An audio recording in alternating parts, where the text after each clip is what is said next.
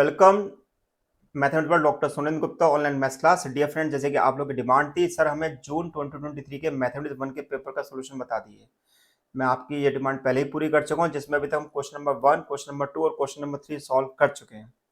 तो dear friends, अगर आप मेरे चैनल पहली बार आए हुए हैं, चैनल को सब्सक्राइब कर लीजिएगा, बेल आइकन को प्रेस कर लीजिए, जिससे फर्दर नोटिफिकेशन मिलता रहे और लाइक करने में कंजूसी नहीं कीजिएगा। तो आइए स्टार्ट करते हैं। पहले हम समझ लेते हैं क्वेश्चन नंबर 4 है क्या। क्वेश्चन नंबर 4 हमारे पास, इसका पहला पार्ट हमारा है change the order of integration in 0 to 1 integral x square to 2 minus x x by d y d x and hence evaluate.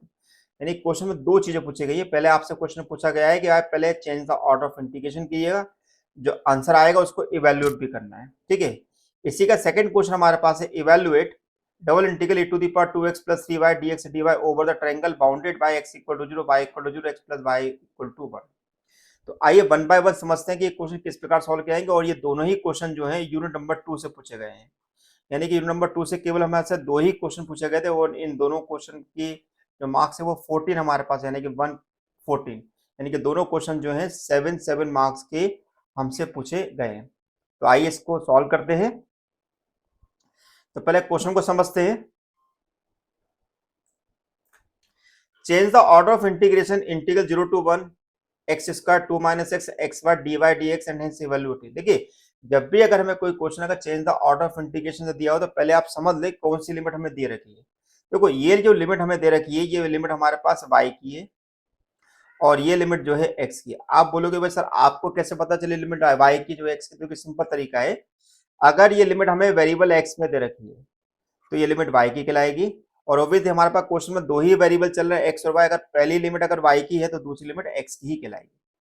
अब ये देखना है कि अगर हमारे पास अगर ये पहले y लिखा था फिर x लिखा था तो यहाँ पर होना चाहिए एक्चुअल में dx dy, जबकि क्वेश्चन में हमें यहाँ पर क्या दे रखा है dy dx। यानी कि इसका मतलब है कि ऑलरेडी क्वेश्चन में यहाँ पर हमें पहले क्वेश्चन को करेक्ट करके लिखना पड़ेगा।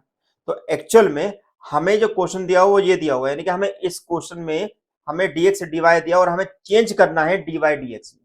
इसको थोड़ा ध्यान दीजिएगा, तो जनरली हम यही गलती करते हैं, है ना। ये गलती हमसे होती है। तो पहले हमें क्वेश्चन में समझ लेना है कि क्वेश्चन किससे रिलेटिव है, क्या हमारे पास ऑर्डर क्वेश्चन में सही दिया हुआ है कि नहीं दिया हुआ है। अगर ऑर्डर सही नहीं दिया हुआ है पहले ऑर्डर सही करो, उसके बाद उसके अकॉर्डिंग उस ऑर्डर को हमें चेंज करके सॉल्व करना पड़ेगा। इतना बात समझ में आ गया। अब बात करते हैं लिमिट ऑफ इंटीग्रेशन, यानी कि अब इस लिमिट को हम देखते हैं कि इसकी क्या क्या लिमिट दी है। तो पहले हमने बोला कि भाई ये लिमिट हमें एक्स की दे रखी है, तो एक्स इक्वल टू कितना दिया 0, तो एक्स इक्वल टू 0 का मतलब होता है वाई एक्सिस, है ना।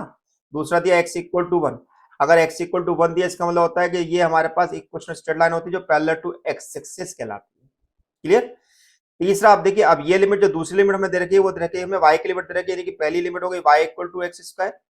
अगर y equal to x square दे रखा है इसका मतलब क्या है कि ये इक्वेशन ऑफ पैराबोला है जो सिमेट्रिक अबाउट y एक्सिस है, जो ओरिजिन से पास होकर जाती है। देखिए, ये ज्योमेट्रिकल मीनिंग होती है। ज्योमेट्रिकल मीनिंग हम जानते हैं कि जो भी हमारे स्टैंडर्ड कर्व होते हैं उनके बारे में हम यहाँ पर हमें डिस्क्रिप्टिव फॉर्म में लिखना रहता है कि भाई वो हमारे पास कर्व क्या है और उनका नेचर क्या है।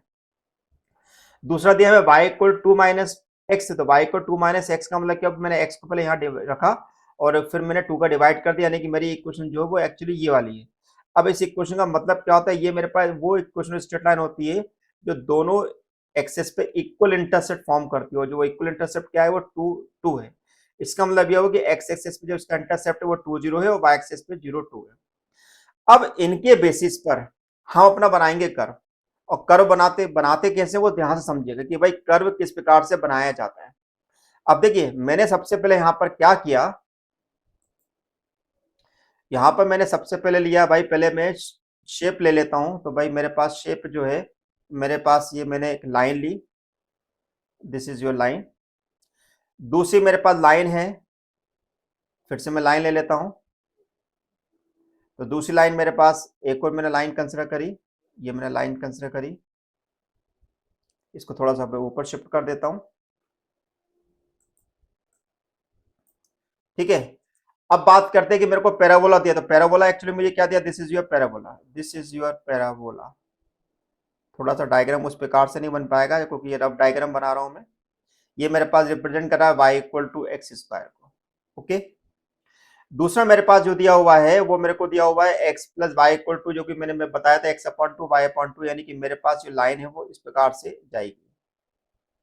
ठीक है, तो ये लाइन हमारे पास क्या रिप्रेजेंट कर रही है, x plus y equal to 2 को रिप्रेजेंट कर रही है। ठीक है, अब मेरे पास तीसरा दिखा था x इक्वल टू 1। अब x इक्वल टू 1 को मुझे देखना है ये कहाँ का इंटरसेक्ट करेगा। देखिए, अगर मैं इस x इक्वल टू 1 को इस पैराबोला में रखता हूँ तो y इक्वल टू कितना मिलेगा, मुझे 1 मिलेगा। इसी x इक्वल टू 1 को अगर x प्लस वाई को 2 पे पुट करूंगा तो वो भी वहां पे y कितना मिलेगा, 2। इसका मतलब ये हुआ कि मुझे ये वाला पॉइंट यहाँ पर, ये मेरे पास लाइन जो है x इक्वल टू 1 को रिप्रेजेंट करेगी, क्योंकि तीनों कर्व एक ही पॉइंट पर इंटरसेक्ट कर रहे हैं। इतना समझ में आ गया आपको। ठीक है, अब मैं इन सबको यहाँ पे पॉइंट बना देता हूँ। This is O, A, B और C। अकॉर्डिंग टू दिस अगर देखेंगे तो हमारे पास क्या होगा, तो O, A और इसको मैंने यहाँ पर L के नाम से दिया तो मैं L ले लेता हूँ यहाँ पर। राइट, अब इनके कोऑर्डिनेट की बात करेंगे तो इसके कोऑर्डिनेट कितने मिलेंगे मुझे, 2 0।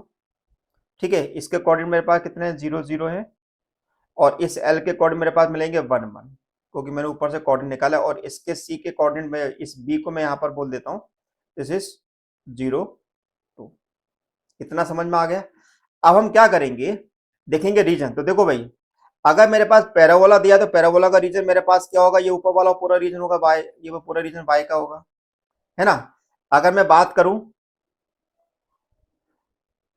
अगर मैं बात करूं इस स्ट्रेट लाइन का, तो इस स्ट्रेट लाइन का रीजन क्या होगा, ये वाला रीजन होगा, ये नीचे वाला स्ट्रेट लाइन का रीजन होगा। ठीक है, और लाइन की बात करेंगे x इक्वल टू 1, तो x इक्वल टू 1 का रीजन ये वाला होगा। तो इस x इक्वल टू 1 का रीजन ये, तो हमारे पास जो कॉमन रीजन जो आएगा वो हमारे पास कुछ इस प्रकार से यहां से ये कॉमन रीजन हमारे पास आ जाएगा। तो जो आप डायग्राम के अंदर यहाँ पर देख रहे हैं, आगे बात समझ में।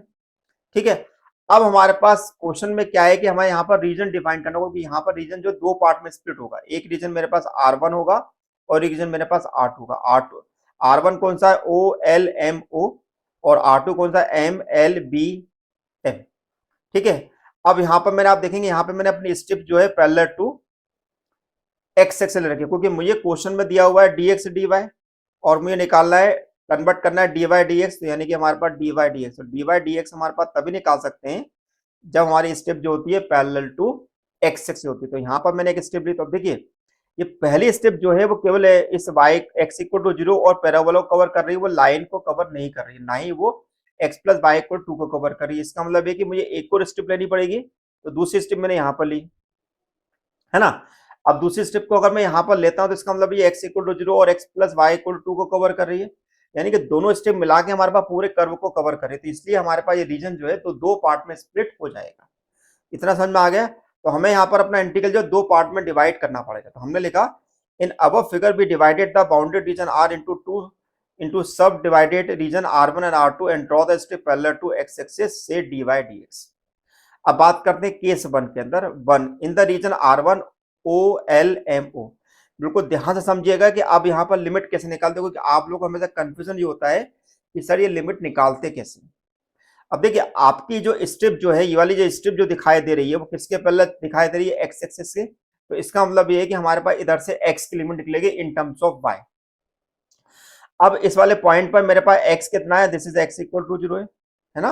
और कहाँ पे खत्म हो रहा है, यहाँ पर। तो ये किसकी इक्वेशन है, मेरे पास पैराबोला की है। तो यहाँ पर एक्स कितना मिलेगा, रूट वाई। तो देखो यहाँ पर एक्स की वैल्यू कितनी होगी, 0 से रूट वाई। वाई की लिमिट निकालेंगे तो वाई की लिमिट के लिए या तो आप ऐसे मूव करिए आइए, या आप ऐसे मूव करिए, जैसे आपकी मर्जी हो। दोनों में आपको देखेंगे वाई की लिमिट जो है 0 से 1 ही मिलेगी। तो आप देखो 0 से 1 होगी, ठीक है, 0.002 .L11। तो इसका मतलब ये निकला कि हमारे पास जो इंटीग्रल आएगा वो कहलाएगा integral 0 to 1 0 to root by x by dy dx। तो पहला आपको क्लियर हो गया। अब बात करते हैं दूसरे रीजन के अंदर। दूसरे रीजन के अंदर बात करेंगे, दूसरे रीजन मेरे पास क्या है। तो दूसरे रीजन के लिए थोड़ा सा भाई मैं यहाँ पर चेंज कर देता हूँ। तो दूसरा रीजन मेरे पास जो है वो ये वाला रीजन है, this is your second region. ये मेरे पास सेकंड रीजन है, ओके। अब सेकंड रीजन में मेरी स्टेप कहाँ से कहाँ तक जा रही है, ऐसे जा रही है। तो ये जा रही है एक्स इक्वल टू 0 से, और कहाँ तक जा रही है, इस लाइन पर। ये लाइन हमारे पास क्या है, this is x plus y equal to 2। तो यहाँ पर एक्स वाई की वैल्यू कितनी मिलेगी मेरे पास, और विद 2 माइनस एक्स, क्या मिलेगी, 2 माइनस एक्स। तो वाई हमारे पास कितना हो गया, 2 माइनस एक्स, यानी कि मेरे पास एक्स की लिमिट हो गई 0 से 2 minus x, sorry 0 to 2 minus y. X निकालना ना, मैं 2 माइनस वाई हो जाएगा। अब ये निकालना है y की लिमिट, x की लिमिट निकालनी। तो x की लिमिट यहां से लेके यहां तक आप मूव करोगे, क्या करोगे, यहां से। तो यहां पर x की लिमिट कितनी है, 1, ठीक है ना। और हमारे पास सॉरी y की लिमिट कितनी मेरे पास 1 है और यहाँ पे y की लिमिट कितनी है 2, तो मेरे पास y की लिमिट हो गई 1 से 2। तो देखेंगे हमारे पास y की लिमिट कितनी आ रही है 1 से 2। ठीक है, अब मेरे पास जो इंटीग्रल आई था उसको मैं दो पार्ट में स्प्लिट करके लिख दिया भाई, एक I1 और एक I2। अब मुझे दोनों को इवेल्युएट करना है। तो भाई देखो, चूंकि लिमिट वेरिएबल y में दिखाई दे तो पहले मुझे x के लिए इंटीग्रेट करना पड़ेगा। तो एक्स वाई को अगर मैं x के लिए करूंगा तो कितना आएगा एक्स स्क्वायर अपॉन 2y, और इसी प्रकार एक्स वाई को यहाँ पर भी मैं करूंगा तो एक्स स्क्वायर वाई अपॉन 2। तो मैंने यहाँ पर लिमिट रख दी। तो जैसे ही मैं रूट y रखूंगा x की जगह कितना मिलेगा y, तो y इंटू वाई स्क्वायर हो जाएगा, तो वाई स्क्वायर अपॉन 2 हो जाएगा। यहाँ पर मेरे पास मिलेगा क्या y 2 माइनस वाई का होल स्क्वायर। यहाँ पर मैंने 2 माइनस वाई के होल स्क्वायर को ओपन कर लिया और y का अंदर मैंने मल्टीप्लाई कर दिया। ओके, अब मैं इसको y को इंटीग्रेट करूंगा तो y Q upon 3 y Q upon 6 मिलेगा, 0 टू 1 रखेंगे तो 1 अपॉन 6 मिलेगा। इसी प्रकार 4y को करूंगा तो 2y square plus y to the power 4 upon 4 minus 4 upon 3 y cube मिलेगा। लिमिट सब्स्टिट्यूट करेंगे तो हमारे पास आएगा 1 upon 6 1 upon 2 4 minus 1 1 upon 4 16 minus 1 4 upon 3 8 minus 1, यानी कि पूरे को अगर हम सिंप्लीफाई करते हैं तो मेरे पास 3/8 मिल जाएगा। तो इस प्रकार से एक क्वेश्चन सॉल्व किया था, क्योंकि ये हमारे पास थोड़ा सा अजीब change the order of integration का क्वेश्चन था। Change the order of integration थोड़े से लेंथी प्रॉब्लम होते हैं और हमें लिमिट वगैरह भी चेंज करना आना चाहिए। अगर आपको लगता है कि टॉपिक अच्छी तरह से आप कर पा रहे हैं तो इस टॉपिक को आप सॉल्व करेगा, अदरवाइज टॉपिक को आप छोड़ सकते हैं। ओके, अब इसी के सेकंड पार्ट की बात करें। ये हमारा डबल इंटीग्रल से रिलेटेड क्वेश्चन था। Double integral to e to the power 2x plus 3y dx dy over the triangle bounded by x equal to 0 y equal to 0 x plus y equal to 1। अब देखिए इस question को अगर हमें solve करना है तो यहाँ पर हमारे पास ये है कि हमें देखो यहाँ पर आपको y की लिमिट कितनी मिलेगी 0 से 1 माइनस एक्स, और x की लिमिट मिलेगी 0 टू 1। अब आप बोलोगे सर आप x की लिमिट तो 0 टू 1 लिख रहे हैं, तो आप 1 माइनस वाई क्यों नहीं मिले। देखो भाई, अगर y की लिमिट अगर आपने वेरिएबल निकाली हुई है तो फिर x की लिमिट निकालते समय y को लेना पड़ेगा 0। तो ऐसी कंडीशन में x की लिमिट कहलाएगी 0 से 1। आ गई बात समझ में, ये मैंने 0 टू 1 कैसे लिखी हुई है। ठीक है, तो अब इंटीग्रल हो गया 0 to 1 minus x e to the power 2x plus 3y dx dy। अब चूंकि पहली लिमिट हमारे पास क्या x में, तो इसका मतलब है कि पहले मैं इंटीग्रल करूंगा विद रिस्पेक्ट टू y। तो a to the power 3y को मैंने इंटीग्रल कर, तो कितना है a to the power 3y upon 3। Limit put कर तो क्या होगा a to the power 3 1 minus x minus 1 हो जाएगा, क्योंकि ए टू द पावर 0 1 होता है, राइट। अब ए टू द पावर 2x का मैंने अंदर मल्टीप्लाई कर, तो कितना आ गया a to the power 2x 3 minus 3x, यानी कि हमारे पास मिलेगा 3 माइनस एक्स, और 1 में करेंगे तो a to the power 2x। अब इसको कर रहे हैं integrate with respect to x, तो a to the power 3 minus x upon minus 1 मिलेगा, minus a to the power 2x upon 2 मिलेगा। लिमिट रखेंगे तो minus e square minus e square upon 2 minus e q minus 1/2। Simplify करें कितना मिलेगा, क्योंकि ये मेरे पास हो गया ई स्क्वायर, तो ये हो गया मेरे पास 3 square upon 2 plus E Q plus 1/2। तो फाइनली आंसर आ जाएगा मेरे पास इस प्रकार से इतना। तो ये वाला क्वेश्चन थोड़ा आसान था। मैंने पहले ही बताया कि हमारे पास जून 2023 में जो क्वेश्चन आता है कि एक क्वेश्चन टफ आ रहा है, एक क्वेश्चन आसान आ रहा है, एक क्वेश्चन टफ आ रहा है, एक क्वेश्चन आसान आ रहा है। तो ऐसे करके उन्होंने कॉम्बिनेशन दिए थे। तो यहाँ पे मैंने आपको क्वेश्चन नंबर 4 सॉल्व करा दिया। तो डियर फ्रेंड्स, आपको मेरे वीडियो लेक्चर कैसे लग रहे हैं फ्रेंड के साथ शेयर जरूर करिएगा और वीडियो को लाइक जरूर करिएगा, जिससे कि आप इस क्वेश्चन को और भी हम इसको आगे सॉल्व कर सकते हो। तो thank you for watching my channel doctor Sunil Gupta. Thank you.